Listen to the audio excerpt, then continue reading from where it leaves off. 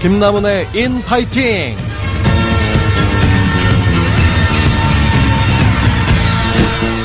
천재 레슬러이자 작가, 문화평론가인 김남훈 씨를 기다리시는 분들 엉뚱한 목소리에 나서 놀라셨을 겁니다. 어제 들으신 분들은 좀 덜 낯서실 테지만 저는 숭실사이버대학교 외래교수 곽동수입니다. 김남훈 씨가 3박 5일 일정으로 미국 출장을 갔습니다. 돌아오는 날 아마 월요일 정도 될 것 같은데요. 그 사이까지 내일까지는 제가 진행해 드립니다.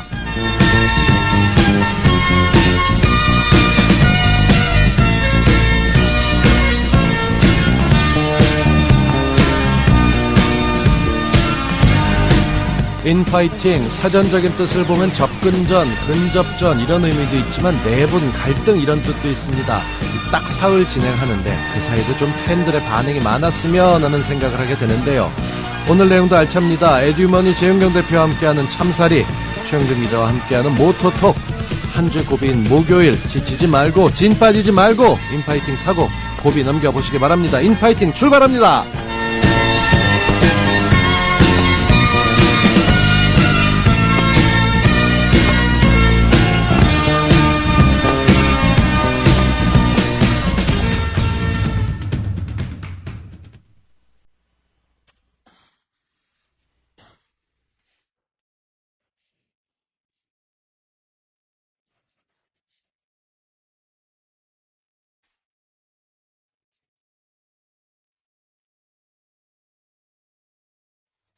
천천히 한 잔씩 건배한 술잔이 깨지듯이 밑 빠진 고개 무채우듯이 계속해 퍼부어와 아직까지. 네, 첫 곡을 어쩌자고 이렇게 골랐는지 모르겠습니다. 바비킴의 한 잔 더로 시작을 했습니다. 오늘 아주 가을 느끼는 서울의 하늘은 맑고 깨끗합니다. 저 지금 팟빵에 댓글 열심히 달고 있는데 몇 분이 벌써 반겨주셨습니다.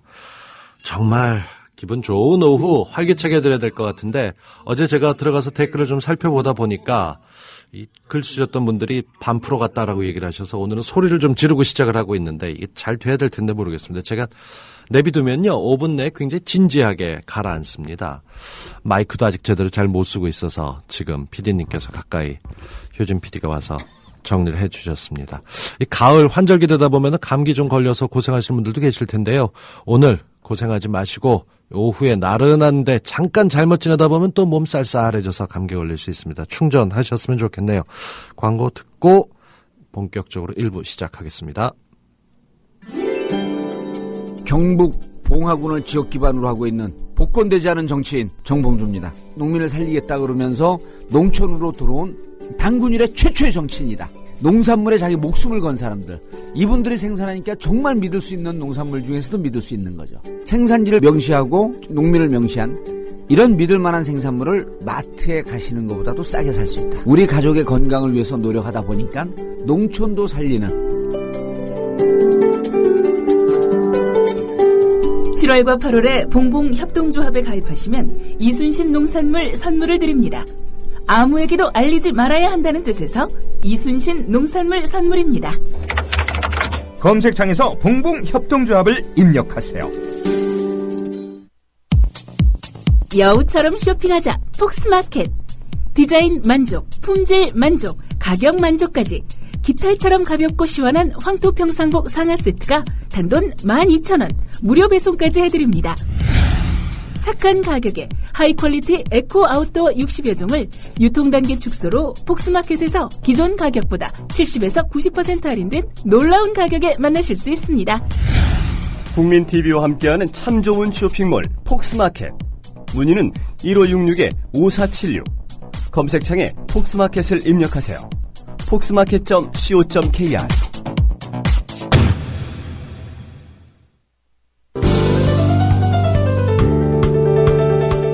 제대로 알고 제대로 쓰고 제대로 사는 법. 재윤경의 참사리.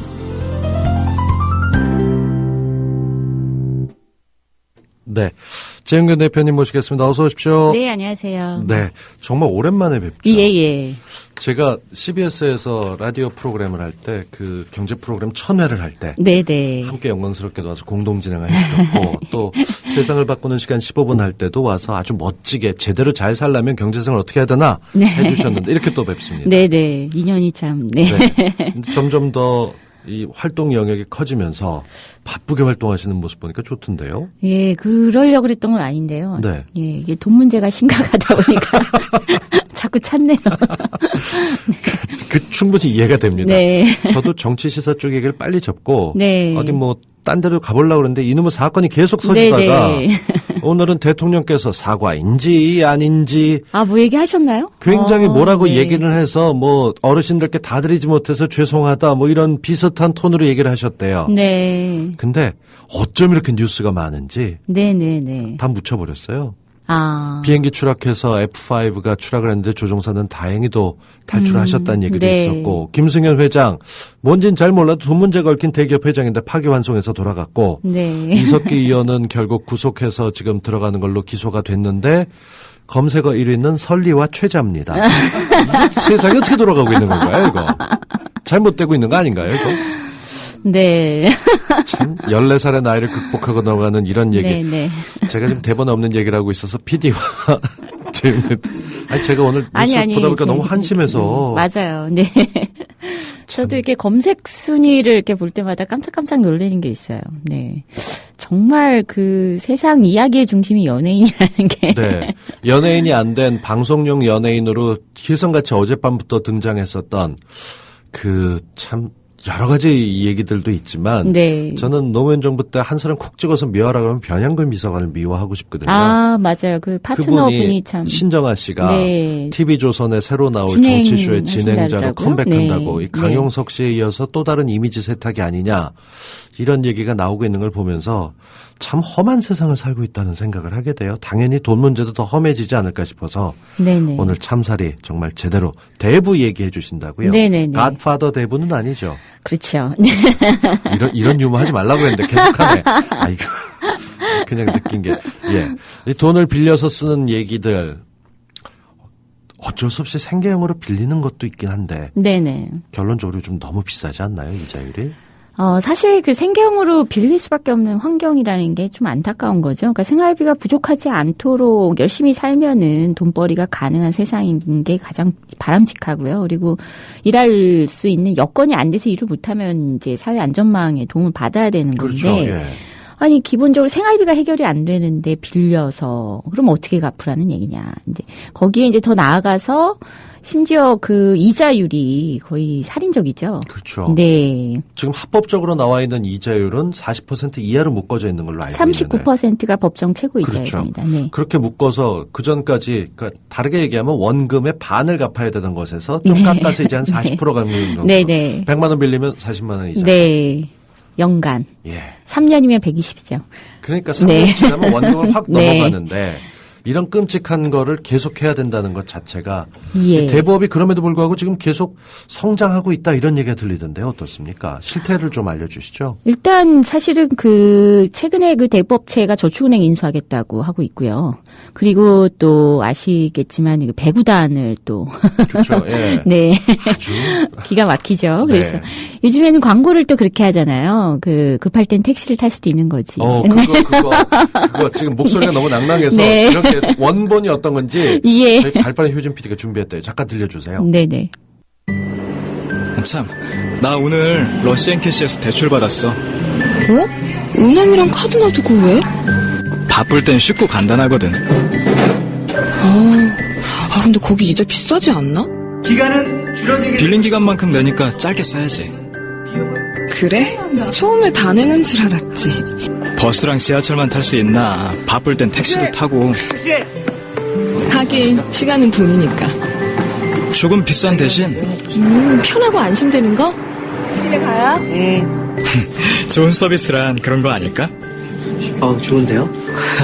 그렇다고 맨날 쓰는 건 아니지? 그럼 시간 많으면 할인마트 가고 급하면 편의점 가는 거지. 계획적으로 잘 써야겠네. 저 쿠폰 있는데. 우리 계획도 잘 세워볼까? 그럴까? 우리 곁에 꼭 필요한 금융 서비스. 네. 이 참 광고라는 게 사람 네. 마음을 움직이는 무언가가 있는데 일단 이 네. 광고에서 들을 수 있는 건 얘들이 신혼초다. 이러니까 부인이 좀 얌전한 거지. 네. 한 5, 6년 지나고 나면 어디 이런 분위기가 나 오늘 러시안 케이스에서 돈 빌렸어 이러면 미친 거 아니야? 너 어쩌려고 이러고 나와야 정상 아닌가요? 그렇죠. 아니 신혼이라도 마찬가지죠. 그래서 계획적으로 써야지 뭐 택시 이런 되는 게 맞는 거죠. 그러니까 이게 사람들이 들 때 바로 그 택시에서 혹하면서 네. 그래 그럴 수도 있지. 마트 네. 대신 뭐 편의점도 하는데 물건값 비싼 거 알고 쓰는 거 아니야 하는데 비싸도 너무 비싼 거 아닌가요? 아, 비싸도 너무 비싼 정도가 아니고요. 그러니까 뭐 사실 뭐 저렇게 한간 그 채무자가 그렇게 많지 않습니다. 대부업체에 이용한 사람들의 그 20% 이상이 기존 빚을 상환하기 위해서 이용하고 있고요. 그러니까 이미 돈을 딴 네, 데서 네, 빌려 쓰는데 네. 그걸 못 갚아서 독재가 네, 네. 또 빌린다. 그렇죠. 그리고 한 40%가량이 그 생활비가 부족해서입니다. 그래서 생활비가 부족한데 택시 탄다. 이상하잖아요. 그렇죠. 네.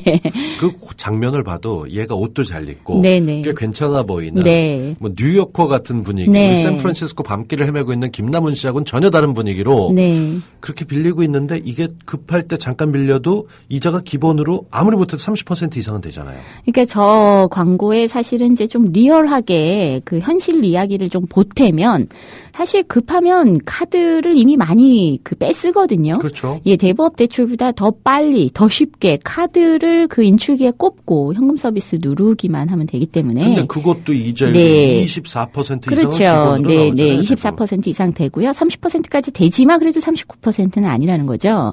그러니까 그 급하고 지금 시간이 없어서 대부업체를 이용했다는 얘기는 카드를 다 썼다는 얘기죠. 그렇죠. 네. 카드 여러 장을 그 평균적으로 우리나라 사람들이 카드를 5장씩 꽂고 있거든요. 네. 지갑에 그러면은 지갑에 꽂혀 있는 5장의 카드의 한도를 다 소진하고 현금 서비스를 쓰고 그러고 또 급해서 대부업체 이용하는데 계획 얘기하면은 예, 상당히 참 재미있는 얘기죠. 그야말로 하루 네. 벌어 하루 먹고 살 수밖에 없는 현실이 돼 있는데 네. 가족 중에 누가 아프거나 등록금이 들어가거나 돈이 들어갈 때가 있다 보면은 당장 막아야 되니까 네, 네, 맞습니다. 이런 광고 듣다 보면 솔깃솔깃해지거든요. 네. 그리고 글쎄, 사실 저 광고는 이제 많이 이렇게 회자가 되고 있어요. 그 소비자들이 기가 막히다. 무슨 대부업체를 택시로 비유를 하느냐. 이게 조금 아시는 분들은 좀 그렇게 얘기를 하고 있는데. 네. 어쨌든 뭐 현실은 저 광고하고는 좀 무관하고 대부업체가 이제 이미지 세탁을 좀 다각도로 하려고 작정을 한 것 같다. 네. 과거에 비해서는 이제 좀 굉장히 약탈적인 느낌 혹은 굉장히 뭐 파렴치한 느낌 뭐 이런 느낌 많이 좀 이렇게 없어진 것도 사실이죠. 음지에 있던 대부업을 네. 끌어내서 양지로 가져왔다는 게 나쁜 건 아닙니다. 왜냐하면 불법 추심을 당하면서 고생하시는 분들이 참 많았거든요. 근데 그 사실은 뭐 이렇게 등록 대부업체라고 해서 채권 추심을 합법적으로만 하는 건 아니기 그렇죠. 때문에 네. 지금 이제 우리나라 등록 대부업의 문제점이 그겁니다. 이제 전국에 한 12,000여 개가 있고요. 그렇죠. 네, 그 중에서 시장 점유율을 이렇게 들여다보면 재밌습니다. 그 62%가 상위 4개사가 다 차지하고 있고요. 네. 그럼 12,000개에서 11,000 그 몇 개는 거의 90 몇 개는 그 40 몇 퍼센트, 그러니까 38%의 시장을 쪼개서 나눠 갖는. 그래서 네. 아주 부자 대부업체와 그다음에 아주 영세한 대부업체, 특히 개인 업체의 그 상당수는 절반 가까이가 실적 자체가 없고요.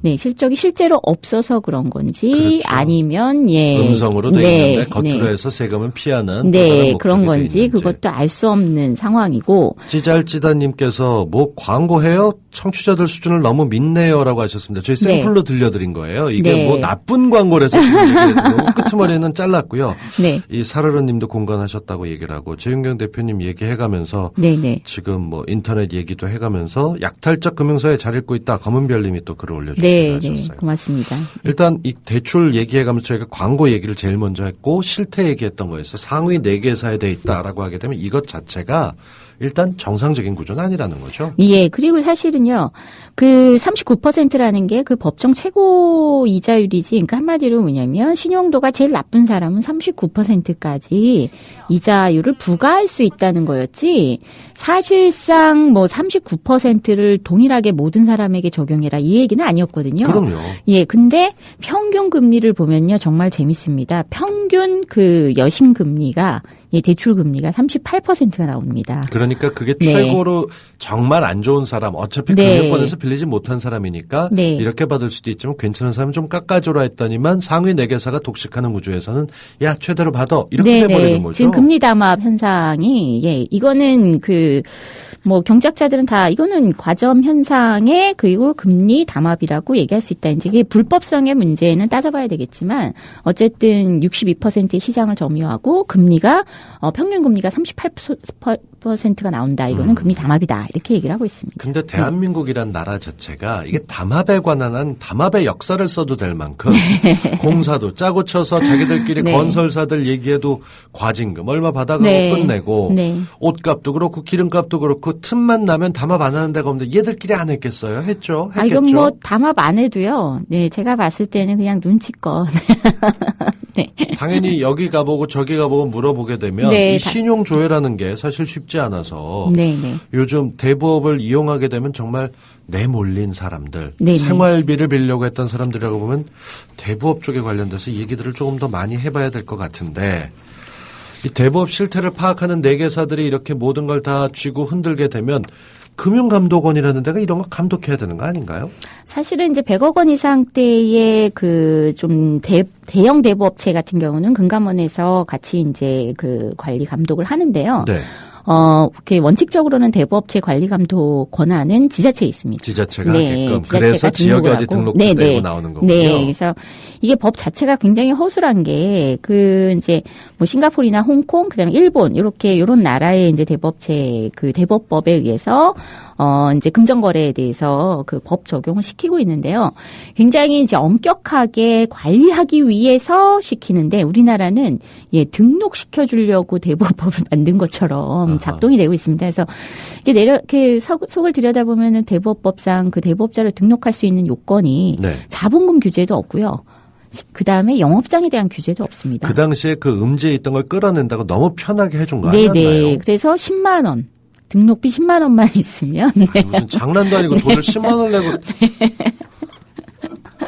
그래서 황당하게 실제 서울시에서 박원순 시장님 되시고 나서 이게 굉장히 민생을 침해하는 사건 중에 그렇죠. 주요 사건 중에 하나이기 때문에 등록대부업을 대대적으로 단속하겠다. 그래서 사실 이제 단속을 같이 진행을 했고요. 네. 민간하고 같이 했는데 단속하는 과정에서 공무원들이 깜짝 놀란 거예요. 예, 여기 사진으로 보여드릴 수 있으면 더 좋을 것 같은데 대부업체를 방문을 했더니 뭐 이런 약간 좀 서민들이 모여 사는 그런 주택가의 빌라 뭐 이런 데가 다 영업장인 거예요. 네, 그래서 전당포 뭐 이런 것도 다 이제 포함이 되니까 이제 서울 지역의 전당포는 많이 없어졌지만 네. 가정집에서 실제로 개인 대부업체를 운영하고 있는 곳이 상당수 많아서 근데 여긴 가정집인데 요즘은 또 왜 현관문 바로 못 올라가잖아요. 그렇죠. 수의실 없애면서 입구에서 아예 통제를 하잖아요. 네. 그러니까 단속을 하러 갔는데 호스를 누르고 그쪽에서 응답을 안 하면 만날 방법이 없는 거예요. 기다리고만 있으면 없는 척하면 그만인 그렇죠. 거죠. 네.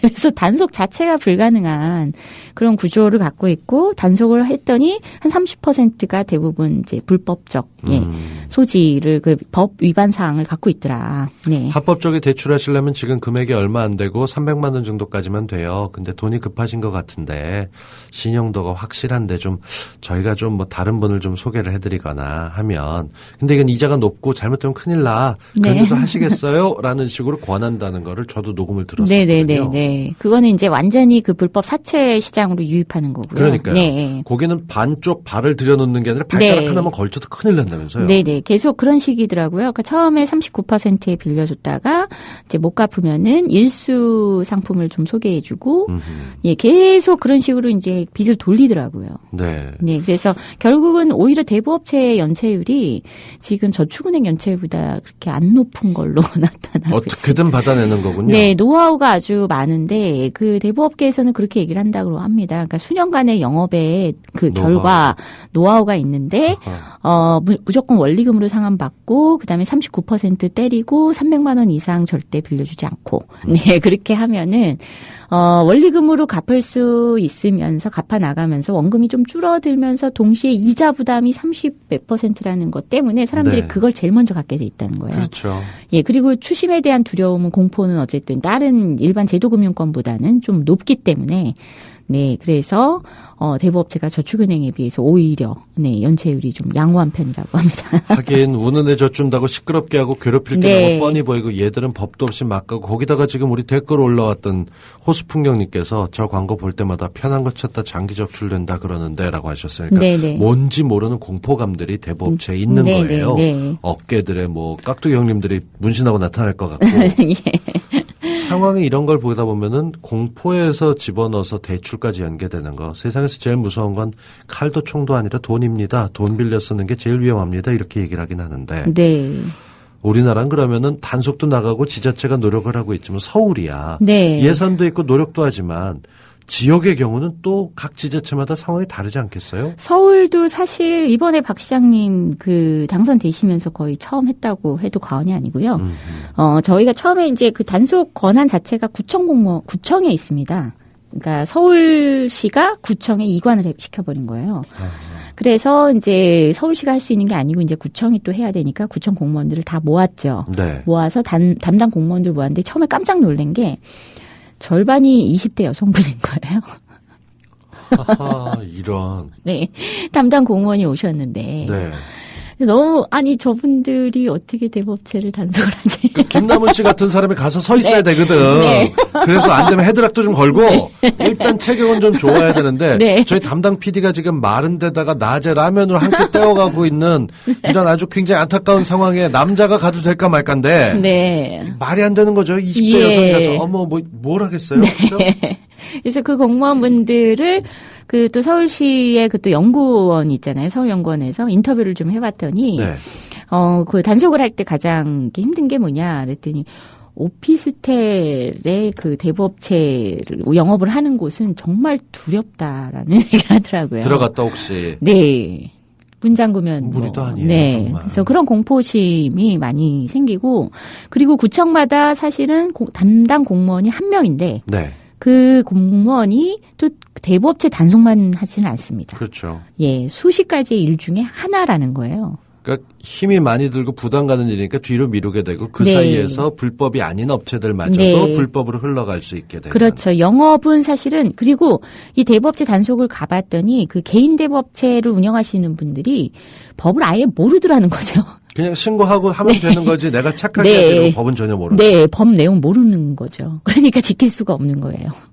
그러니까 그런 개인 대부 업체들을 가장 많이 접할 수 있는 데가 저녁에 술집 근처에서 뭐 명함처럼 나눠주는 돈 쓰세요, 자금 네. 급하게 하세요, 시장 네. 통해 이런 데를 통해서 했던 업체들이 가보면 가정집이거나 오피스텔이거나 이런 데 들어있는데 단속 공무원의 힘이 이렇게 안 닿는다면 네네. 거기서 어떤 일이 벌어지는지 전혀 모르는 거네요. 그렇죠. 그리고 사실 이렇게 명함 나눠주는 데는요, 또 아마 그 개인 대부업체일 가능성보다 그냥 모집 업무만 하는 모집 대행 업체. 그래서 보니까 여기 그 비용에서도요, 거의 50% 가까이가 모집 중개 수수료로 나가고 있더라는 거예요. 네. 그래서 오히려 그 대부업체 자체 인건비보다 비용에서 그 모집 중개 수수료가 차지하는 비중이 더 크다. 네. 그런 건 참 분업이 잘 돼 있네요. 네.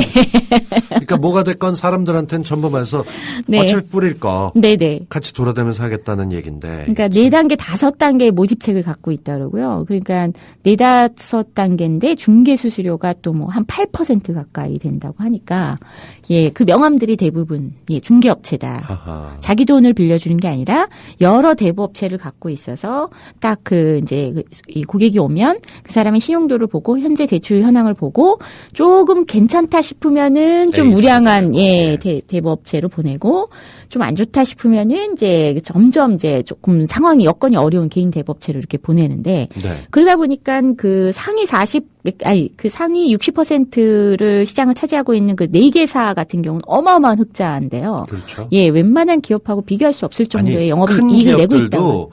운동 스포츠단을 구성하는 건 못해요. 이게 네네, 뒷빠진 맞습니다. 독이니까. 네네. 근데 이미지를 위해서 그것도 하겠다는 거 네, 보게 그것도 되면 배구를. 예. 예, 인기 스포츠도 아니잖아요. 김연경 선수 같은 네. 사람 데리고 있는 것도 아닌데. 네, 네. 그래서 근데 나머지 개인 대부업체는 영업 적자라는 거죠. 그렇죠. 네.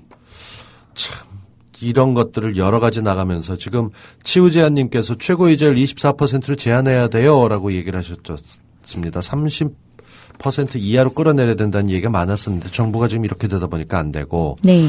혼합재료님은 영화 피에타 생각납니다라고 얘기하셨어요. 그리고 대부업 규제 좀 해야 될 텐데 TV 광고까지 하는 정혜원님께서 답답하다라고 하셨고요. 이런 내용들 보면서 전 정말 여러 가지 생각하는 것보다 우리나라만 이런 건지. 네네. 앞서 일본 얘기 네. 얘기하셨는데 해외는 그래도 좀 많이 낫나요? 어디나 고리업자 이런 얘기하면서 이미지가 안 좋긴 하지만. 그러니까 불법 영업이야 고리 약탈적 그 대출 현황들이 다 어느 나라나 있겠죠. 네. 근데 이제 대부업으로 이렇게 양성화하겠다 해서 등록제를 이렇게 운영하는 데는 이제 우리나라랑 싱가포르, 홍콩, 일본 이렇게 있는 건데요. 근데 재미있는 거는 이제 자본금 규제가 없는 데는 이제 우리나라밖에 없고, 네. 예, 그다음에 대부분 그게 최고 이자율이 사실은 18% 혹은 싱가포르 같은 경우는 담보는 12% 이상 못 받게 돼 있고, 그러니까 일반적으로 지금 0%에서 2점 몇 프로 정도로 금리가 돼 있다 보니까 네네. 상징적으로 금융권에서 3에서 5, 6% 정도로 이자가 나간다고 하면 네네. 그걸 은행에서 빌려 써도 이쪽 업체에서는 4, 5% 이상이 남는 거죠. 수수료를 네네, 다 맞습니다. 빼도. 네. 그러니까 이건 남는 장사냐고 그 이상 받을 거 없는데 우리는 은행에 몇 배를 버는. 네. 그러니까 흑자가 될 수밖에 없는 예. 거군요. 그리고 또 뭐냐면 이렇게 그 법정 최고 이자율이 높다 보니까 그 과잉 대출이 이루어지는 거예요. 어허. 일단 못 갚아도 쟤한테 많이 뜯어내면 되니까. 네. 그러니까 이런 구조를 갖고 있어서 실제로 일단은 이 클라이언트의 신용도를 살피고 이 사람들이 진짜 갚을 형편이 되나 안 되나 이런 걸 따져보지 않고 일단은 많이 뿌린 다음에 쥐어짜서 받아내는 구조. 네. 네. 이게 문제가 되고 있는 거죠. 네. 1부 이제 슬슬 30분이 됐네. 벌써 마무리가 돼야 되겠습니다. 네. 노래 하나 듣고 1부 마무리하고 전 2부에 다시 돌아오겠습니다. 한영의 조율 듣습니다. 국민 TV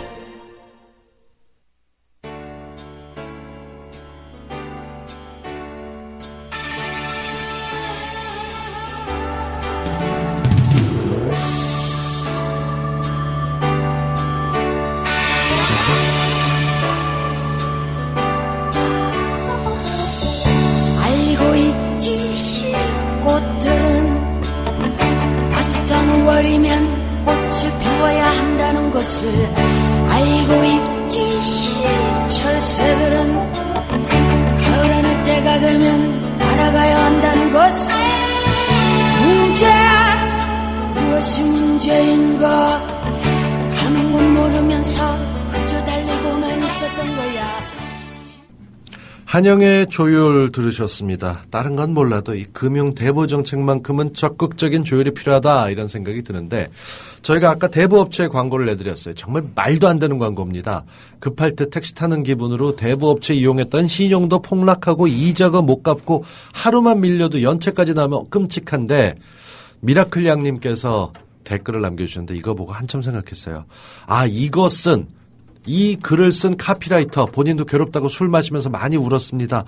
알고 보면 조합원입니다. 유유 이렇게 하셨는데 진짜라면 슬플 정도가 아니라 근데 이것도 어쩔 수 없이 해야 되는 일도 있고 먹고 살자니까 살아남아야 되니까 그렇다고 일 안 하겠습니다. 회사를 그만둘 수 없는 건 충분히 이해합니다. 근데 요즘 대부업체들 너무 많이 뻔뻔해진 것 같은데요. 제가 이거 토론회를 서울시하고 같이 했어요. 네. 서울연구원하고 그래서 이렇게 금융위에서도 오고 그다음에 안전행정부인가? 네. 예, 안행이라 그러죠. 거기서도 나오고 그러니까 대부업 관리는 또 안행위에서 또 일부 한다 그러더라고요. 그래서 나갔는데 거기 대부금융업 협회도 오고요. 네. 그리고 이제 본인이 개인 대부업체를 운영한다는 분도 오시고 강남에서 이제 자기네는 좀 착한 대부업체라고 하는 데서도 왔어요. 그래서 근데 토론회를 이렇게 열심히 잘했습니다. 그 서울시에서 어쨌든 실태조사를 하면서 굉장히 문제가 많다. 어떻게 가정집에서 이렇게 영업을 할 수가 있고, 그러니까요, 예. 이렇게 실제로 단속해 보니까 법도 모르는데 무슨 법을 지키느냐. 그렇죠. 그래서 이제 뭐 많은 개정안에 대해서 진입 규제를 만들어야 된다. 이제는 이제 그런 얘기도 했고 금리 담합에 대한 얘기도 좀 세게 문제 제기를 하는 이제 토론회를 하니까 듣는 내내 불편했겠지만 아니 그러면 상식적으로 그걸 들으면서 이제 좀 어떻게 개선을 해서 정말 양지로 나와서 조금 괜찮은 금융이다라고 인정받고 싶으면은 좀 개정안을 받아들이는 게 맞는 거잖아요. 그럼요. 일단 불법적인 방법으로 돈을 번 부자들은 전 세계 너무 많습니다. 네네. 근데 그러다가 조금 어느 정도 지나고 나면 야 꼭 이렇게까지 해야겠어. 네. 우리도 좀 사람답게 사람 괴롭히지 말고 살자면서 좀 받아들이게 그렇죠. 되죠. 네네. 그 정도 할 만큼은 벌지 않았어요, 다들? 최근에 그 러시안 캐시 아마 거기가 AT&T인가 뭐 하여튼 그런 AT&T인가 이런 그 그룹사입니다. 그래서 네. 몇 군데 이 여자들만을 위한 대출하고 위즈사랑. 예, 뭐 이렇게 몇 개를 갖고 그게 있어요. 결국 브랜드가 네. 다르지만 결국 네, 한 다 군데죠. 한 군데 기업이에요. 케이블 TV의 네. 광고하는 업체가 따지고 보면 서너 개사가 그때 과징금 받을 때 한 4개가 다 하는 거예요. 같은 네, 회사였었어요. 네. 그리고 이제 또 뭐 사나머니 따로 그래서 그 AT&T랑 그다음에 사나머니 그래서 이렇게 상위 4개가 그렇다 그러더라고요. 근데 여기 같은 경우에는 이제 금리를 한 뭐 30%까지 자발적으로 내리겠다. 네. 그렇게 얘기를 했다고 해요. 그래서 뭐 진짜 내리는지 봐야 되겠고. 요즘 뭐 봉식 씨 봉 타고 내려서 내렸다고 하긴 네, 바로 그런 네. 거죠. 그래서 아마 배구단하고 저축은행 인수 때문에 좀 약간 좀 잘 보이려고 그러는 것 같아요. 근데 저는 이제 그때 그 금융위원장님한테도 그 얘기를 했어요. 그러면 그 내릴 수 있다는 건 아니냐. 네. 내려도 남는다는 얘기 아니냐. 손해 보면서 내리겠느냐. 그러니까 법적으로 내려라. 그 잠시 반짝하고 이렇게 좀 배구단이 하고 좀 안정될 때까지 내렸다가 다시 올릴지 모르는 거 아니냐. 내린다고 말만 할 수도 있죠. 네, 네. 그러면 사람들의 인식 자체가 금융업에서 40%까지는 허용해줘야 된다는 게 상식으로 굳어지는 게 이게 정상적인 사회냐. 그런 정상적인 게 아니기 때문에 30%까지 내리고 단계적으로 25%까지 내리자. 그래도 남는다는 거 아니냐. 그런 얘기를 했었거든요. 근데 뭐 금융위는 단기적으로는 그럴 생각이 없다고 이렇게 당당하게 얘기를 하시더라고요. 네. 이거 하겠다 그러면 네. 반발도 많을 테고 골치 아픈 일도 많고 네네. 또 누군가 했다고 자기 커리어에 남으니까 십자가를 안 지려고 하는 거겠죠. 네. 그리고 아마 이거는 그냥 들리는 얘기인데 실제로 고위공무원, 고위 관료분들의 아내분들의 재테크 방식으로 쩐주 역할도 많이 하신다. 뭐 이런 얘기도 있고요. 왜냐하면 네. 그 대부업체들도 어디서 돈을 빌려야 맞습니다. 되는데 네. 그 돈을 집어넣어서 이자해봤자 지금 10% 받는 데들도 네. 없어요. 네. 위험이 큰데 네. 오히려 그런 데는 네. 저희가 돈 빌려드릴게요 하고 몇 억이고 집어넣으면 네. 따박따박 이자 나오면서 네.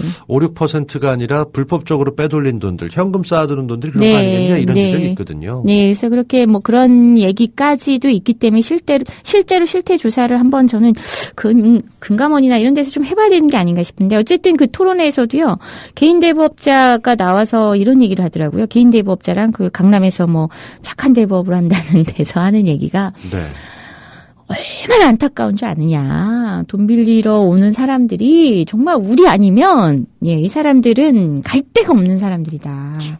그래서 굉장히 좋은 일을 하는 것 같은 애국심을 자기네들이 갖고 애국한다는 기분으로 이렇게 하시는 것 같더라고요. 그리고 전 그 표현에 정말 황당했는데 이 사람들에게 돈을 빌려줬을 때 그 돈을 받아들고 되돌아가는 그 뒷모습의 환한 모습을 보면서 마지막 죽기 직전에 마지막 샘물을 주는 듯한 기분을 준다고 얘기를 하셔가지고. 정말 할 말도 해줄 말도 없네요. 그래서 제가 너무 화가 나갖고 받아서 그 얘기를 했죠. 그래서 알겠는데요. 근데 마지막 샘물로 살아났는지 모르겠지만 그 다음에 그분이 지인하고 손붙잡고 같이 죽는 수가 있다. 네. 맞아요. 그걸로 안 끝나지 않습니까? 그거 안 받습니까? 그러면 왜 39%까지 이자를 받습니까? 그냥 기부하시지. 그렇게 뒤돌아서 돈 정말 급한데 나한테 도움받았다. 그럼 이자도 안 받으시는 게 정상이지. 39%까지 따박따박 받으시다가 못 갚으면 굉장히 태도를 돌변하시면서 마지막 샘물 얘기하고 이거는 좀 아니지 않느냐 이런 얘기를 했는데요. 그러니까 철학이 없이 스스로 생각하면서 뭔가 일을 하는 사람들은 결정적인 순간에 자신의 이익을 위해서 돌아서고 네. 그게 뭐 사회 기여를 위해서 떠들건 뭐하든 근사한 척하지만 결국은 속물적으로 돈을 쫓아갈 수밖에 없는 게 되는 거거든요. 예. 근데 저는 이제 깜짝 놀란 게 아니 저 정도면은 약간 죄책감도 들고 해야 되지 않습니까? 내가 정말 고생해서 노동을 해갖고 땀 흘려서 돈을 버는 게 아니라 정말 힘들다는 사람한테 얼마 빌려주고 그것도 큰 돈 안 빌려주거든요. 그분들이 얘기하는 변명은 저도 들어본 적이 있어요. 예. 즉 야, 저기 합법적으로 도박하는 월스트리트 같은 데 가보면 몇백만, 몇천만 달러씩 보너스 받고 네. 뭐 저기 통신회사니 뭐니 그냥 있어도 돌아갈 것도 연봉 몇십억에다가 뭐 얼마 몇 년치 받는다는데 우리 갖고 왜 우리만 갖고 그래? 라고 하는 네. 전두환 씨 같은 그런 네. 분위기로 맞습니다. 게다가 케이블 TV, IPTV 이런 데는 우리가 광고 안 해주면 큰일 나라고 네. 정말 스스로 합리화를 하는 걸 보게 되면 네. 앉아서 이걸 어디서부터 어떻게 고쳐야 될지 모르겠다는 네. 생각이 들어요. 그러니까 이제 한마디로 세상에 나쁜 사람들이 많기 때문에 나는 내가 뭐 하는 나쁜 짓 정도 가지고 나한테 손가락질 하지 마라는 거고 내가 좀 나쁜 짓 했기로서니 나한테 기생해서 벌어먹고 사는 사람들도 있기 때문에 나한테 뭐라 그러지 마 이런 얘기잖아요. 그렇죠. 예, 직설적으로 예, 얘기하면. 맞아요. 정확하게 그거. 네. 근데 아니 그러면 그렇게 내버려 둘 것 같으면은 뭐하러 그 경찰이 필요하고 국가가 필요하고 정말 정글 그 자체로 내버려 둬야지. 경찰이 왜 필요한지는 주말마다 뭐 광장에 나가 보시면 충분히 아실 것 같고 네. 그리고 뭐 국가의 필요성에 대해서는 정말 여러 가지 안타까운 생각을 하게 되는데 지금 가장 큰 건 돈을 빌리는 사람들이 그렇다고 정말 돈이 없어서 정말 숨이 넘어갈 정도로 병원비 같은 게 그렇거든요.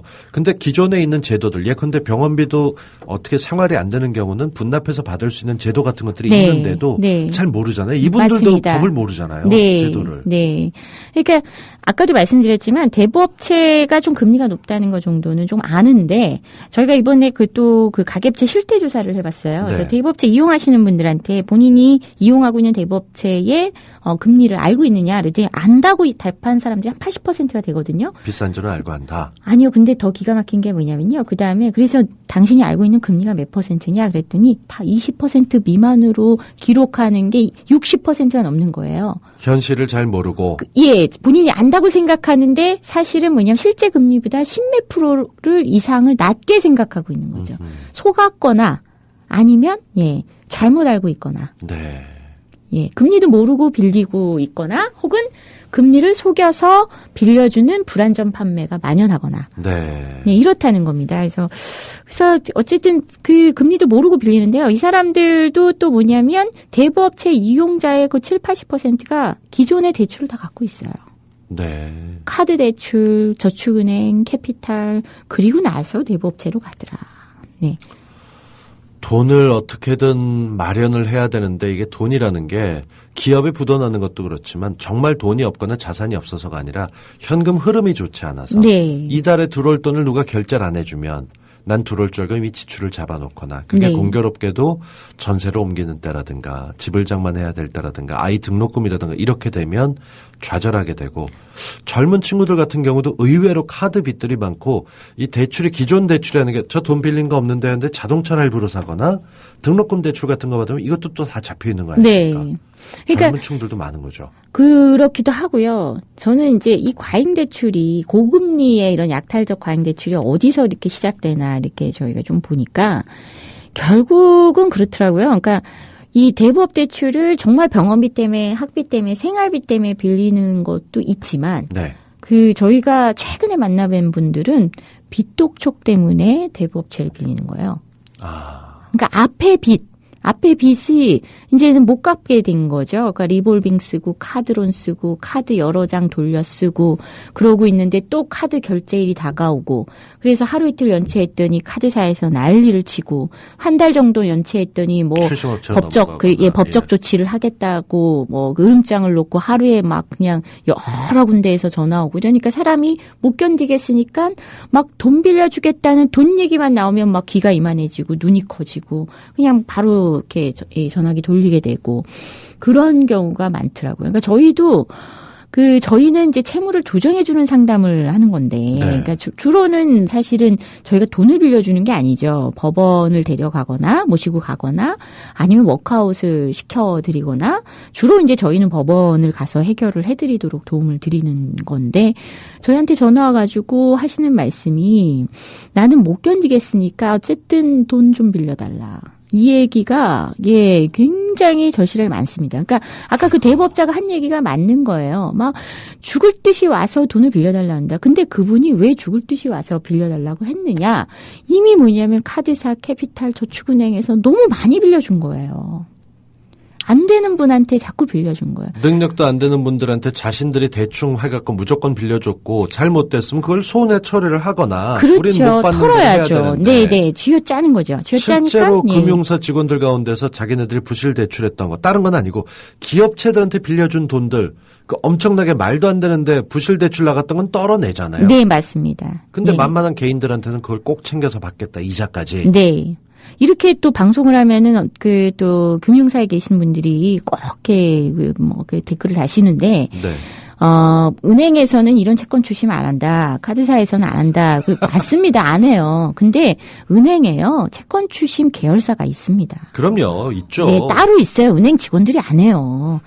원래 은행 직원들이 해야 돼요. 은행 직원들이 하면 얌전하게 하겠죠. 요즘 얘기하고 있는 그 전자회사들의 AS 직원들을 별도 계열사로 네. 세워놓는 거 파견처럼 집어넣고 하는 것처럼 금융사도 다 그런 계열들 네, 갖고 네. 있고 그게 어떻게 이렇게 저렇게 하는 과정에서 그 직원들이 항해해서 계열사를 편입된 데들이 꽤 됩니다. 네, 뭐 KB 신용정보회사 이런 게 다 채권 출심 회사인 그럼요. 거예요. 네, 맞아요. 네, 그런 데가 또 채권 출심 시장에서의 그 매출의 상당 부분을 차지하고 있습니다. 이유가 그쪽은 정식 금융권에 네. 돼 있으니까 네. 뭔가 합법적인 것 같으면서도 필요할 때 변신이 되니. 네, 왜냐하면 거기도 또 출심원은요 정직원이 아니에요. 보험 설계사 같은 신분으로 운영을 하거든요. 네. 그러니까 뭐냐면 직원은 불법을 해도 사실은 직원 관계가 아니니까 책임은 그 개인 사업자가 지고 그렇죠. 회사는 아무런 도덕적 데미지를 입지 않는다. 수입차 같은 경우도 얼마 전에 그 대금을 받아서 했던 사람이 날랐다 그랬더니 네. 이 사람은 직원이 정직원이 아니고 아닙니다. 네. 계약해서 하는 거니까 개인 간의 문제로 떠넘기는 네. 아주 나쁜 방법들은 온갖 네. 회사가 돌아가면서 써먹고 예, 있네요. 맞습니다. 예, 지금 금융에서도 그러고 있다는 게 말이 안 되고요. 선진국은 추심도 사실은 추심 행위 자체를 법률 행위로 보기 때문에 변호사나 아니면 법 관련한 자격증 갖고 있는 분들이 하는데 우리는 그렇게 개인 신분이고 또 어디 회사 소속도 아니고 아무런 나중에 불법적 추심 행위를 했을 때 법적으로 따져 물어서 뭔가 정당하게 소비자가 내가 이렇게 나를 방어할 수 있는 수준의 법적 조치를 할 수 있는 개연성을 다 끊어놓은 거잖아요. 네. 다 끊어놓은 겁니다. 그러니까 개인들이 그럼 다 개인들이 그런 거다. 근데 한편에선 네. 뭐 저도 경제를 공부했기 때문에 일반인들하고는 좀 다른 시각을 가질 수밖에 없는데 그 미국에서 보면은요. 전에는 미국의 집값은 늘 올라가기만 네. 했었고 집은 어차피 대출받아 샀지만 그 자산은 네 거니까 2차 대출 받았어라고 네. 해가면서 흥청망청 뭐겠지. 쓰다가 네. 사람들이 길바닥에 앉는 이 글로벌 금융위기가 나오면서 네. 미국 내에선 경각심이 일어서 네. 아 이렇게 돈 쓰면 안 되겠다. 네. 소비만이 미덕이 아니구나. 연금도 없어지니까 확 분위기가 몇 년 새 바뀌었거든요. 네네 맞습니다. 그러면서 은행 자체에서도 저축은행, 투자은행이 나눠져 있던 것들이 하나로 합쳐진 거를 이제 다시 쪼개야 된다는 분위기도 나오고 네. 안전한 자산에 투자하겠다라고 하는 미국 국민들이 나오면서 분위기가 몇 년 사이에 좀 바뀌었어요. 네, 그 최근에 그 통계치에도 아예 미국 그 중산층을 중심으로 전자제품 소비가 확연하게 줄어들고 있다고 하고요. 아껴서 쓰고 달라지는 네. 것들이 보이고. 예, 그리고 이제 좀 그 리사이클링 그 소비 이것도 약간 이제 자신의 어떤 재정적 목적도 있고 환경적 목적도 있고 네. 그리고 이제 기업에 대한 반감. 너무나 소비를 부추겨서 우리의 삶을 끊임없이 무언가를 소비하게끔 만드는 욕망의 굴레에 갇히게 만든다라는 것에 대한 거부감. 맞습니다. 예, 이런 것까지 포함해서 약간 지적인 소비 운동 같은 게 이제 좀 벌어지고 있는데. 그러니까 미국은 네. 불과 몇 년, 한 5년 네. 됐죠. 그 네. 사이에도 문화가 그렇죠. 바뀌었는데 네. 저는 이해가 안 가는 게 우리가 카드 대란을 겪었던 걸 네. 생각해보면 네. 10년이 뭡니까? 벌써 15년 훌쩍 지나면서 그렇죠. 네. 카드 대란이라는 게 다른 게 아니고 100만 원이 한도인데 네. 이 돈으로 현금 서비스를 받았을 때 그 다음 달에 되면 갚아야 되는데 없으니까 그렇게 네. 되면 100만 원을 또 빌려주는 거예요. 네. 그러니까 사실상 한도가 2배가 되는 거고 네. 어디서는 말 잘하면 그게 그 다음 달에 되면은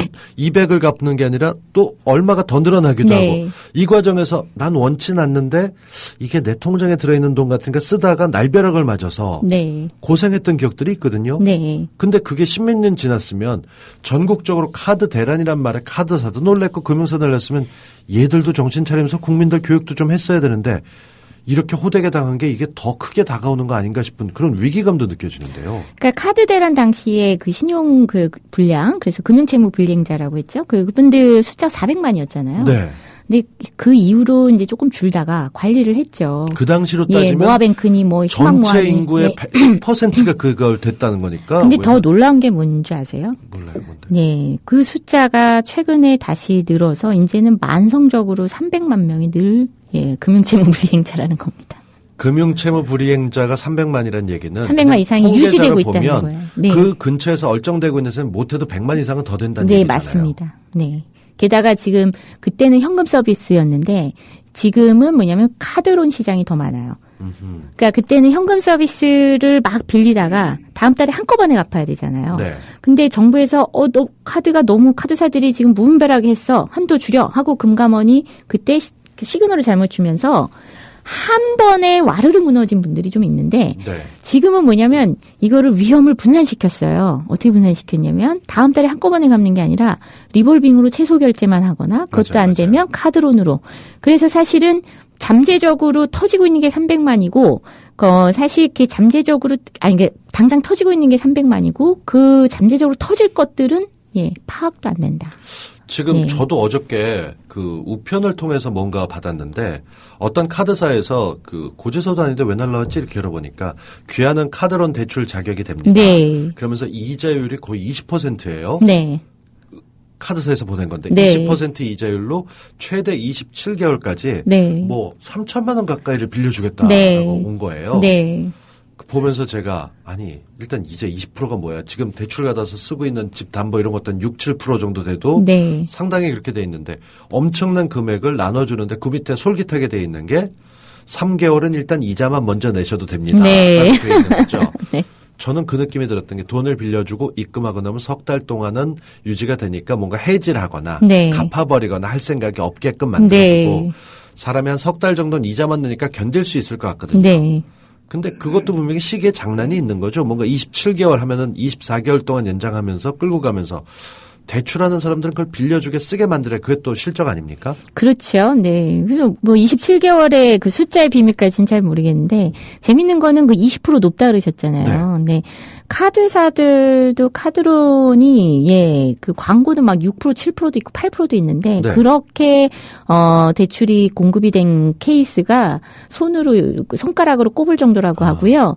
20%도 굉장히 낮은 편이고. 그러니까 20%인데 네. 그거를 뭐 특별하게 무슨 금리인가 했고 저한테 했던 건 15점 몇 프로까지 네. 깎아주겠다 뭐 이렇게 돼 있는 네, 거예요. 거의 사실은 20%가 대부분 넘어간다는 거죠. 그래서 저축은행은 30% 이상인 경우를 저희가 현장에서 많이 봅니다. 네. 그래서 이게 순서대로 금리 순서대로 보면은 그 카드 그다음에 그 캐피탈 그다음에 저축은행. 네. 그나마 캐피탈은 조금 깐깐하게 그 여신 심사를 해요. 네. 그래서 양이 많지는 않더라고요. 근데 이 카드사하고 저축은행은 굉장히 무분별하게 많이 공급했고요. 얘네도 똑같이 300만 원 법칙, 300만 원씩 쪼개가지고 많이 대출이 나갔고. 네. 이게 온통 치료밭입니다. 잘 모르는 애들이 엄마 몰래 뭔가 썼다가 카드 갚으려고 이거 이렇게 했다가 넘어갔던 얘기 본 게 엊그제 같은데 네. 이젠 500만 가까이로 나가야 된다니 참. 그 빚독촉 때문에 다시 대부업체로 가고. 악순환의 네. 반복 얘기하면서 네. 지금 글도 나오는데 서태지 님께서 악순환의 연속 국민들 죽어가는 줄 모르는 이라고 하셨어요. 2부 에미넴 노래로 마무리 짓습니다. Lose Yourself 들으면서 저는 잠시 후에 다시 돌아옵니다. 모르는 이라고 하셨어요. 2부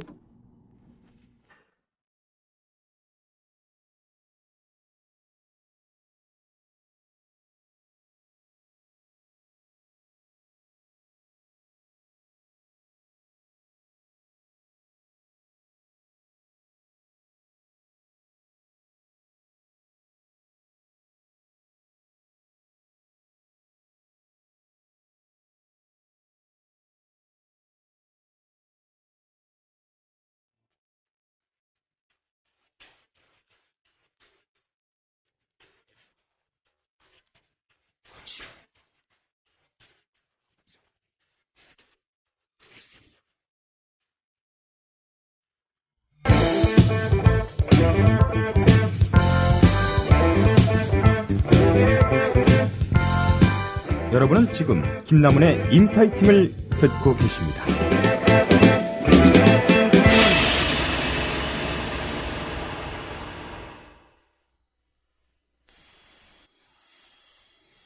내일부터 고금리와 불법 추심으로 많은 논란을 일으킨 대부업에 대한 규제가 대폭 강화됩니다. 한국대부금융협회에 따르면 대부업체들이 중개업체의 중개수수료를 5% 이상 지급하지 못하게 됩니다. 이는 대부업체들의 대출 통로를 제한할 것으로 보입니다. 자진 폐업한 대부업체는 1년 동안 재등록할 수 없고 미등록 대부중개업자를 통한 대부 행위도 금지됩니다. 또한 대부업체가 광고에서 서민금융상품으로 오인할 수 있는 표현은 사용할 수 없습니다. 네, 김남훈의 인파이팅. 지금 3부도 이어서 대부 관련된 얘기를 재윤경 대표와 함께 하고 있습니다. 에듀머니의 재윤경 대표님 1, 2부에서도 같이 저랑 같이 울분을 좀 터뜨려 주셨었는데 3부에도 잘 부탁드리고요. 이 궁금한 게요. 지금 보면 서민금융상품으로 오인할 수 있는 표현을 사용할 수 없게 했다. 이게 지난 6월의 기사인데 택시도 탈 수 있잖아. 이러고 나가는 거 이거야말로 서민금융으로 위장하는 거 아닌가요? 일단 뭐 서민이란 단어가 안 들어왔으니까 괜찮은가 보죠. 아니 무슨 꽃보다 남자도 아니고 서민 것들도 아니고 왜 이러는 거예요? 이거 정말 위장하는 거예요, 정말 참. 그러니까 지금 뭐 중개수수료를 이제 최근 평균적으로 한 8% 정도 받고 있다고 하는데 5%로 낮추면 뭐 중개업체 입장에서는 좀 이렇게 수익성이 좀 떨어지겠죠. 근데 근데 뭐 그런다고 해서 뭐 그런 걸로 먹고 살아왔던 사람이 이제 접어야겠다 이렇게 착하게 마음 먹을 것 같지는 않고요. 그럴 때 교통법이 5%니까 리베이트로 얼마 줘 뒷돈을 줄 수도 있겠죠. 그렇죠. 그래서 그렇게 하기보다는 사실은 전반적으로 아까도 말씀드렸지만 개인 대부업체들은 적자라고 말씀드렸잖아요. 영업이익이 안 나고 있습니다. 이제 나고 있는데 안 난다고 신고를 하는 건지는 잘 모르겠는데. 그리고 이제 대형 대부업체가 시장 점유율이 62%인데 또 거기는 어마어마하게 돈을 벌고 있다. 그렇죠.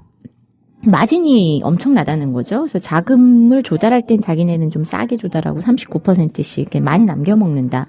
그것도 땀 흘려 일하는 건 아니니까요. 그래서 이런 거를, 이렇게 문제를 여러 가지를 해소할 수 있는 것은 일단은 그 유인책을 끊어내야 됩니다. 그러니까 이렇게 돈을 많이 벌 가능성이 있다는 거 자체가 너무 달콤해서 자꾸 대부업 영업을 시작하고, 그러니까 중개업체들이 생겨나고, 중개업체들이 막 모집해서 모집 수수료 많이 뜯어가니까 개인 대부업체는 또 적자고, 적자니까 또 딴 사람한테 더 쥐어짜고, 이런 악순환이 벌어지는 거거든요. 그래서 이게 어쨌든 대형 대부업체는 너무 많이 벌고 있으니까 뭐 깎아도 별 지장 없을 거고 개인 대부업체들은 좀 이렇게 사실은 이렇게 뭔가 이렇게 금융업을 할 수 있는 상태가 아닌데 금융업을 하겠다고 하는 거를 못하게 해야 된다는 거죠. 그러니까 허가를 하고 마음대로 할 수 있는 게 아니라 소득 신고를 하거나 장불침을 아닐 때 당신 이 길 아닌 것 같으니까 이거 폐업하는 게 맞겠다라고 구조조정을 해주고 싶은 생각마저도 들어요. 그러니까 아예 처음부터요 최고금리 자체를 인하시키면요.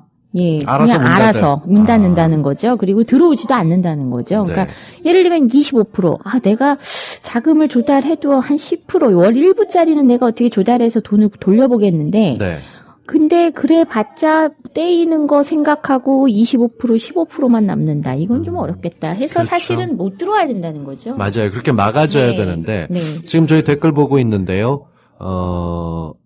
주얼라방님께서 글을 올려주셨네요. 무조건 카드 발급하고 한도 1,000만 원을 팍팍 늘렸다가 한 방에 100만 원을 줄이는 건 금융 강도지심 이렇게 돼 있는데 이게 뭐 30만 원 이상 몇 달 연체를 하거나 연체 독촉 전화가 오고 나면 진짜 한도가 3, 4천만 원 되던 게 확 줄어들기도 하고 또 카드를 거의 안 쓰고 매달 30만 원 정도씩만 꼬박꼬박 걷는데 어느 날 갑자기 한도가 뭐 5천만 원까지 늘어나 있더래요. 이런 거 보면 진짜 금융사는 무슨 도깨비 방망이도 아니고. 그러니까 원칙도 없고요. 사실은 제도금융이라고 하기에 그리고 금감원 도대체 뭐 하는 건지 이렇게 답답할 정도인데 그 제도금융권이라고 얘기할 수 있냐. 무슨 원칙을 가지고 한도를 조정하고 돈을 빌려주고 여신심사를 하고 있는 건지 굉장히 무책임한 거 아니냐라는 거죠. 그래서 사실 뭐 대부업체뿐만이 아니라 카드사도요. 조달금리가 뭐 한 4%, 5% 되는데 20 몇 %씩 받으니까 거기도 마진이 엄청나잖아요. 거기야말로 얘네 마진 정상적인 것보다 그 정도 되면 할만하죠. 그래서 2009년부터 아주 그냥 너도 나도 미친 듯이 그 카드 대란의 그 아픈 기억, 상처는 싹 잊어버리고 또 장사하겠다고 팔 걷어 붙였었거든요. 그래서 그때부터 사실은 또 길거리 모집부터 시작해서 온갖 편법 모집들이 그리고 그렇게 한도를 과잉으로 이렇게 공급하는 것들이 이렇게 벌어졌는데 이 규제가 중요하다는 생각이 많이 듭니다. 요즘 할부 인생 아니겠습니까? 요즘 뭐 다른 건 몰라도 대출은 다 빼놓고 봐도 이동통신 우리는 전화를 쓰는 게 아닙니다. 할부금융사에서 전화기 서비스를 해주는 것 같은 거고 할부금융사에서 인터넷 서비스를 해주고 있는 거고 요즘 마트 같은 데 가면 할부금융사에서 TV도 그냥 갖다 주기도 합니다. 월 버는 거 얼마 되는 걸 그렇게 고정으로 다 나가고 이제 전세도 아니고 월세로 전환이 되는데 직장은 갈수록 불안해지고 여기에 이렇게 급하게 한머니를 당장 끌어다 쓰다 보면 네. 언제고 넘어질 수도 있는 거잖아요. 그렇기도 하고요. 그러니까 늘 뭔가 결제를 해야 된다는, 그러니까 외상거래에 갇혀 있다 보면 사람들이 자발적이고 창의적이고 당연히 민주주의에 대한 열망 이런 거 없고요. 굉장히 노예처럼 바뀌죠. 그래서 통치하기 쉬운 국민으로 전락할 수밖에 없다. 그러면은 네. 정권이 바뀌지 않는 한 절대 이구 좀 바뀌지 않겠군요. 통치하기 쉬운 이런 얘기가 나오니까. 그러니까 사실은 MB 때부터 정말 돈 빌려주는 금융정책을 엄청나게 강화했다는 거죠. 네. 지금도 4월 1일 부동산 대책부터 최근에 그 전세 대책까지 다 골자는 돈을 많이 빌려주겠다 이거잖아요. 진짜 집주인한테 마음 네. 편하게 할 수 있게 빌려주겠구나. 네. 아무도 안 네. 쓰는 제도를 만들고. 네. 그러고 있다는 거죠. 그래서 하여튼 돈이 웬수라는 생각이 많이 들고요. 저희가 그래서 사실 다른 거는 모르겠는데 그 싱가포르 보니까 아예 대부업은 광고조차 못하게 돼 있더라고요. 그래서 그냥 광고를 못하는 정도가 아니라 길거리에서 명함 나눠주는 거, 그다음에 전단지 나눠주는 것도 금지고, 네. 그리고 사실 이메일 당연히 불법이고 문자 메시지 다 불법입니다. 근데 우리는 지금 벌건 그것도 아이들 그 채널에도 네. 예, 애들이 노래 미즈사랑. 나오면 따라 부르죠. 네, 미즈사랑. 예, 엄마가 같이 본다는 이유만으로 주부 대출을 광고하고 있는 세상이거든요. 그래서 애들이 어릴 때부터 그 사나머니 뭐 이런 데 되게 익숙해요. 인형이 나와서 같이 네네. 움직이니까. 네. 상과 무이자 노래하고 뭐 그러잖아요. 그래서 저희가 이번에 택시 광고를 보면서 도저히 이대로 못 갈 수는 없다. 그래서 그 광고, 대부업체만큼은 광고를 금지시키고, 네. 광고화면 전체에 지폐가 나오는 거 있잖아요. 네.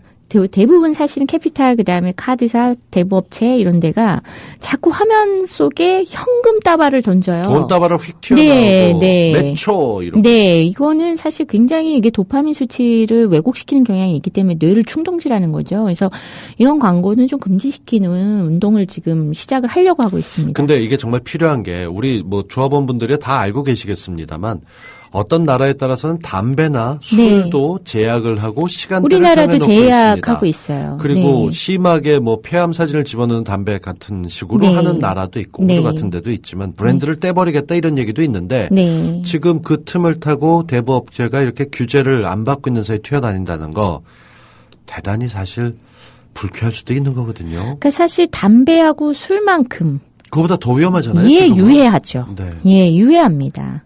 기본적인 사람이 살아가는 데 있어서의 돈의 개념을 뭐 늘 필요하면 빌릴 수 있는 거야라고 하는 거. 초인종 누르면은 튀어나오는 게 돈이고 토스터기에 뭐 빵 넣으면 튀어나오는 게 돈이다. 돈 따발이 퍽 예. 튀어나오죠. 그래서 전화벨 누르면은 천정에서 떨어지고 이거를 그 아이들 보는 시간대에 광고를 한다. 제 친구가 네. 얼마 전에 그 경제적으로 굉장히 안 좋아졌는데 집안에서 뭐 이렇게 저렇게 하면서 혼자 있게 됐어요. 근데 외로워서 뭐 한다고 제가 한번 놀러 갔더니 그 광고를 뚫어지게 토스터 나오는 걸 보면서 네. 야 어디서 저렇게 100만 원짜리 돈다발이 튀어나와 했더니 너 왜 이래 그러더니 하는 말이 저게 5만 원짜리라고 생각해봐.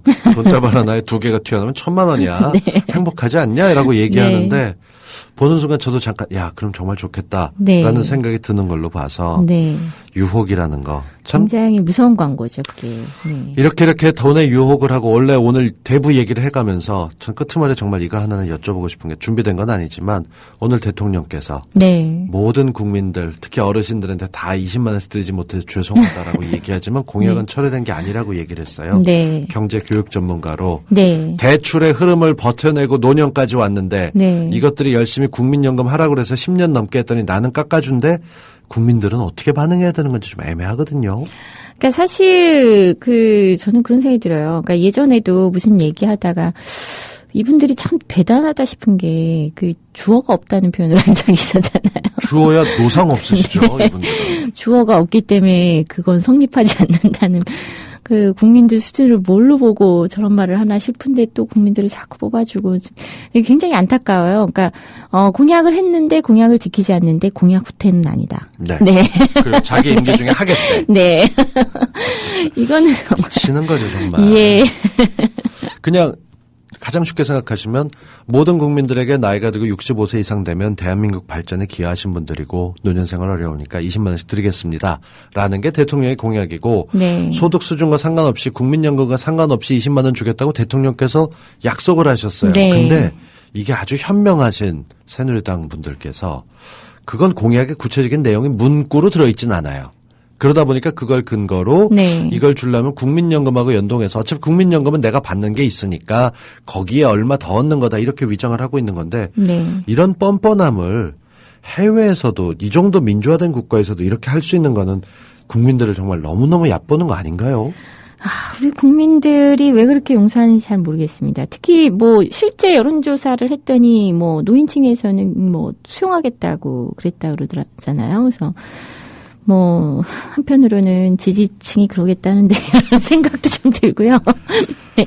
근데 저는 오히려 화가 나는 게 이제 그 무상보육은 네. 예 완전히 입 닫고 있기 때문에 아이들 태어난 애들 네. 얼마 안 되는 데서 무상보육하겠다고 했고 네. 20대한테는 반값 등록금을 해주겠다고 네, 했었습니다. 예. 30대에는 건전하게 골목 직장을 상권 잡을 수 보호하겠다 있게 그랬고요. 자영업자들이 살아날 수 있게 하겠다 그랬고 예. 어르신들에게는 노년 편안하게 해주겠다고 했는데 빚도 탕감해주겠다 그랬죠. 네, 그랬는데 322만 명에게. 이게 모든 사람들에게 했던 세대별 모든 공약이 적어도 경제면에서는 거의 다 깨지거나 언급조차 안 되고 있거든요. 그래서 322만 명의 빚을 탕감해주겠다고 그 난리를 쳐서 채무자들만 되게 기대를 갖게 불명예스럽게 됐죠. 네. 또 만들었죠. 돈 안 갚고 돈 떼먹는 사람들이라는 인식만 줬는데 이번에 행복기금도 보면은 그 평균 소득이 연소득이 540만 원이고요. 연체 기간이 5년이에요. 이분들은 갚을 수 없는 분들이거든요. 다른 건 몰라도 연체 기간이 1년 이상 되는 분들은 잠수 타신 분들이거든요. 원래. 산전수전 다 네. 겪어서 네. 모든 인간관계가 파괴되고 네. 남아있는 거 그 독촉 전화가 교대로 걸려도 네. 견디지 못하는 네. 분인데 네. 연소득이 540이에요. 월소득이 아니고요. 그러니까 이분들에게 빚 반이라도 갚아라라는 식의 사실은 또 다른 형태의 약탈적인. 그러니까 지배계급들이 네. 흔히 잘하는 것 중에 하나가 이 일이 이렇게 된 거 우리 때문이 아니라 네 책임도 네. 얼마 있어. 근데 그게 조금 지나면 네 책임도 얼마에서 얼마가 빠지는 거죠. 네. 네 책임이야. 네. 너도 알잖아. 그러길래 왜 돈을 빌렸었어? 그렇죠. 라고 하다 보면 네. 잘못한 건 있으니까 네. 순진하게 나가는데 이게 이렇게 할 수밖에 없게 만든 구조. 네. 여기에 대해서는 우리가 고민을 좀 해봐야 되거든요. 그렇죠. 카드사를 규제하고 했어야 되는데 소득 창출 능력이 없는 사람한테 돈을 빌려주고 일자리에 대한 그 이전에 이제 그 외환위기 이전 같으면은 일자리가 불안하면 노동운동을 하고 그렇죠. 예, 노동자가 연대를 했는데 일자리가 불안하고 수입이 조금 어려워지면 카드를 쓰고 그러다가 채무자를 전락하고 그리고 추심당하고 나면은 연대하고 뭐 사회를 개조하겠다, 민주주의를 발전시켜야겠다 이런 식의 시민의식은 살아나지 않는다는 거죠. 당장 먹고 살기 네. 힘든데 민주주의 이렇게 외치면 배불렀구나 소리를 듣게 그리고 되고. 연체하고 있으니까 내가 왠지 죄인인 것 같고. 맞아요. 예, 그러니까 권리를 주장하는 목소리를 낼 수가 없습니다. 그래서 참 제가 아까도 말씀드렸지만 돈을 빌려주는 것이 통치하기 굉장히 좋은 인간으로 만드는 그런 방법 중에 하나다.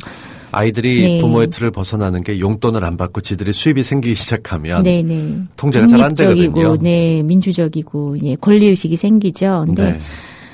근데 참 그런 그 방식으로 국민을 통치하려고 하는 것 같아서 되게 안타깝게 생각하고요. 그래서 근데 문제는 이제 한계에 다른 것 같다라는 생각이 듭니다. 그래서 정말 너무 많은 분들이 고통을 겪고 있는데 이제 이게 그냥 그 만성 고질병으로 갈 수 있는 상태가 아닌 것 같아요. 굶어서 터지길 보직전인 것 같다.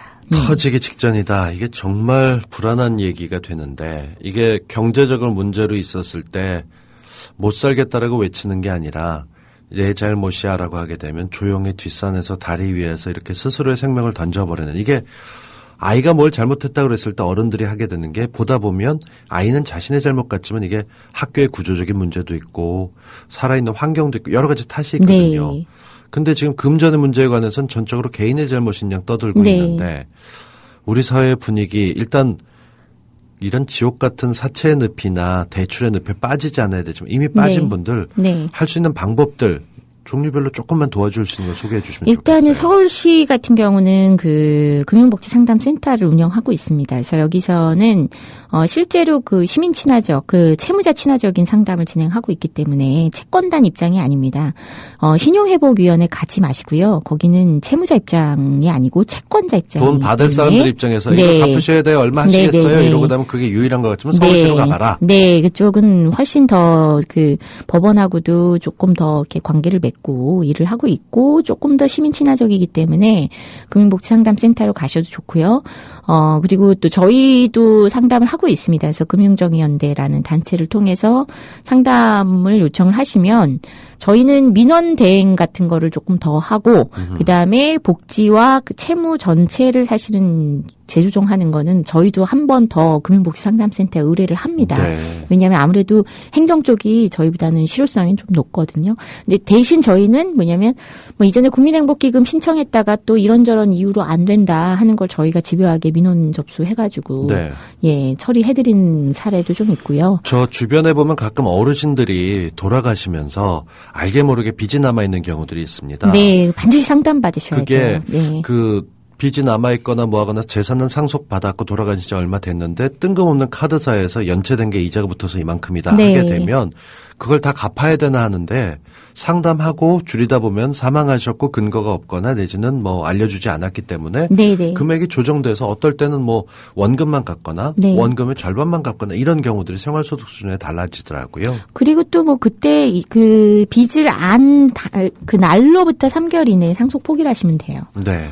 일단 네. 재산이 있거나 이래서 받았는데 갑자기 이런 게 나오고 그리고 빚을 진 사람의 공통점 중에 하나는 그걸 줄이려고 한다는 거죠. 네. 그래서 대출을 받은 게 내가 한 1억쯤 있는데 하다 보면 어찌어찌 1억을 맞고 나면 그거 말고 1,000만 원, 2,000만 원짜리가 또 어디서든 툭툭 튀어나와요. 네. 이러면 2차, 3차 실망이 될까 봐 하니까 주변에 있는 분들 뭐 부모님이 가끔씩 누가 무슨 사업하면 돈 번대 이러는 경우도 있고 아이들이 이거 한대요 하다 보면 실망하는 분들이 많은데 이미 그 사람의 잘못을 지적하고 소리 지르기에는 시기적으로 늦었다 생각하게 네, 되면 네. 수습 방안할 때 마음을 모아야 되는데 네. 진단이 잘 못 되게 되면 수습도 안 되는 경우들이 있죠. 그러니까 지금 빚은요 개인 부채는 더 이상 개인의 문제가 아닙니다.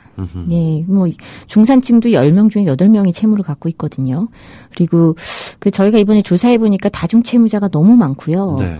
그래서 이 금융권의 대출도 상당수가 사실은 조사가 됐고 이제는 뭐 대다수의 사람들이 이렇게 산다. 이거는 더 이상의 개인의 문제가 아니니까 사회에 당당하게 요청을 하시고 선진국이 다른 게 뭐냐면요. 파산을 하나의 권리로 얘기를 하고 있습니다. 파산 면책. 파산하면 사실상 사회적 죽음이다. 이렇게 네. 생각하시는 분들 아직도 많잖아요. 아니거든요. 새 출발의 제도입니다. 원래는 그게. 새 출발할 수 있도록 그리고 또 뭐냐면 채권자의 책임을 요구하는 거예요. 그러니까 네가 잘 빌려줬어야지. 네. 잘못 빌려주면 돈 떼이는 게 채권 채무 관계야.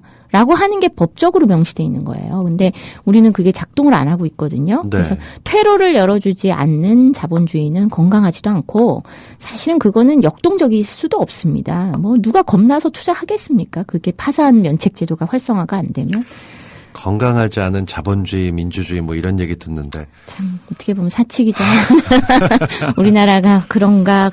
언제 그만큼까지 네. 생각이 있었나 싶은 생각이 들게 됩니다. 댓글 좀 네. 볼까요? 야무치마 508님 제가 노안이 와서 이제 안경을 벗어야 보여요. 네. 역시 곽동수 교수님 맞군요. 목소리가 아무리 들어도 교수님 같던데요. 반갑습니다 하셨습니다. 고맙습니다. 졸라방님 아까 글 주셨었는데 소액 대출이나 기회를 조합원들끼리 하면 서로서로 도울 수 있는 금융조합이 해답이 될 듯합니다. 라고 하셨습니다. 태권동자님 노인이 망치는 나라가 돼가네요. 갈수록 이거 아닙니다. 노인분들이 한 게 아니라 이쪽에 대해서 옳다고 생각하는 거 서로 생각하는 계층에 대해서 정보 부족하거나 다른 시각도 있으니까 좀 참고해 주셨으면 좋겠고 뭐 케이블 TV 영화 한 편 보려면 영화 시간 90분 광고 시간 90분 뭐 그렇죠. 영화가 이렇게 돼 있고 로즈님 사실 혹해요. 전세 너무 불안해서 빚 내서 집 사고 싶은 생각이 너무 들어요. 라고 하셨어요. 참 이런 거 보면 그래요. 이게 돈을 빌려서 뭐 한다고 하는 거 의사결정 쉽지 않지만 안전하게 보시고 집값이 다 떨어진다라고 하지만 그것도 지역에 따라서 같은 지역이라도 아파트라면 동에 따라서도 차이가 난다고 하니까 알아보시고 조심조심 판단하셔서 결정하시면 좋겠습니다. 마지막으로 부탁드리고 싶은 거는 그겁니다. 그러니까 대부업도 법이 바뀌어야 된다고 아까 말씀드렸는데요. 그렇죠. 네. 자꾸 떠들어줘야 바꿉니다. 맞아요, 사실 맞아요. 여론이 이렇게 확 일어나야 바뀌는데 금융 문제는 사실 이쪽 그래도 좀 상대적으로 진보 쪽이다 하는 분들도 되게 보수적으로 여기는 경향이 있어요. 이 진보들은요. 네. 돈 얘기하게 되면 자기 격이 떨어진다고 착각하거든요. 네. 아니 이전에 그 국민행복기금 같은 경우도 뭐 그 채무자 빚을 왜 깎아주느냐 그런 맞아요. 관점으로 비판하면 안 된다는 거죠. 이게 어쩔 수 없이 빚을 권하는 사회가 됐고 거기에 걸려들었던 사람을 네. 마치 개인 의지가 없는 것처럼 네. 그렇게 깎아내리는 건 옳지 않은데. 네. 그리고 또 하나는 국민행복기금을 비판을 할 때는 사실은 파산해줘야 될 사람을 행복기금으로 빚 갚게 만드는 게 잘못이고 그러니까. 지금 빚을 갚을 수 있는데 그 다는 못 갚을 사람을 행복기금 하도록 행복기금의 길을 더 열어야 된다라고 비판을 해야 되는 것 같고요. 네. 또 하나는 대부업체에 하여튼 저희가 용서하면 안 된다고 저는 생각합니다. 네. 뭔가 자신 있게 의미 있는 일처럼 하지만 사실 이들은 고금리의 네. 경우에 따라서는 불법도 감행하는 업체. 지금 엄청나게 수입을 올리고 있다는 거 기억하시기 바랍니다. 에듀맨의 재윤경 대표의 참살이 오후에 좀 흥분해서 목소리가 올라갔습니다. 오랜만에 뵙게 돼서 정말 반갑습니다. 네네, 반갑습니다. 네, 고맙습니다. 네, 고맙습니다. 3부 마지막 곡 저희 김광석의 두 바퀴로 가는 자동차 전해드립니다.